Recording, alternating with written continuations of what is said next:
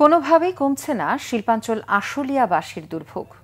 দখল, দূষণ আর নিত্যদিনের যানজটে হাঁপিয়ে উঠছে জনগণ। নেই কার্যকর কোনো ব্যবস্থা। আশুলিয়া প্রতিনিধি শেফালী মিতুর রিপোর্ট। শিল্পাঞ্চল আশুলিয়া থেকে বিপুল রাজস্ব পায় সরকার, অথচ এখানকার নাগরিক সুযোগ সুবিধা বাড়ানোর নেই কার্যকর কোনো উদ্যোগ। উল্টো প্রতিদিনই সইতে হয় নানান দুর্ভোগ। এই এলাকায় লাখ লাখ মানুষের চলাচলের রাস্তাগুলোরও বেহাল দশা। বিভিন্ন এলাকায় স্থায়ী রূপ নিয়েছে জলাবদ্ধতা। বিভিন্ন সড়ক মহাসড়কের একটি বড় অংশ দখলে নিয়েছে অটোরিকশা আর হকাররা। কয়েক মিনিটে রাস্তা পাড়ি দিতে লেগে যায় ঘন্টার পর ঘন্টা।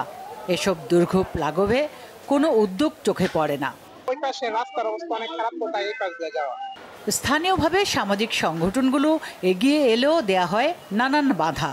এতদিন তো ফুটপাত ছিল, হকারদের দখলে ছিল, তখন তো আপনি করেন দেন ওই জায়গায় তোর কাছে কৈফিয়ত দিতে হবে না, যা যা করার দরকার আমরা করবো। এটা আমরা বিএনপির অফিস করি, তুই মাতবর হয়ে গেছ গা, তুই বেশি বাইরে গেছ গা, এগুলো বলে আর কখন বিধান কি দিচ্ছে। সংশ্লিষ্টরা বলছেন এরই মধ্যে কাজ শুরু করেছেন তারা। যতদিন না পর্যন্ত এই নয়নজলি খালকে পুরোপুরি আমরা দখলমুক্ত করে এটার পানির প্রবাহটা ঠিক করতে না পারবো, আসলে এটার স্থায়ী সমাধানটা আমাদের হওয়াটা দুরূহ বা কষ্টকর। অবিলম্বে দুর্ভোগ লাঘবের দাবি স্থানীয়দের। Bangla vision news desk.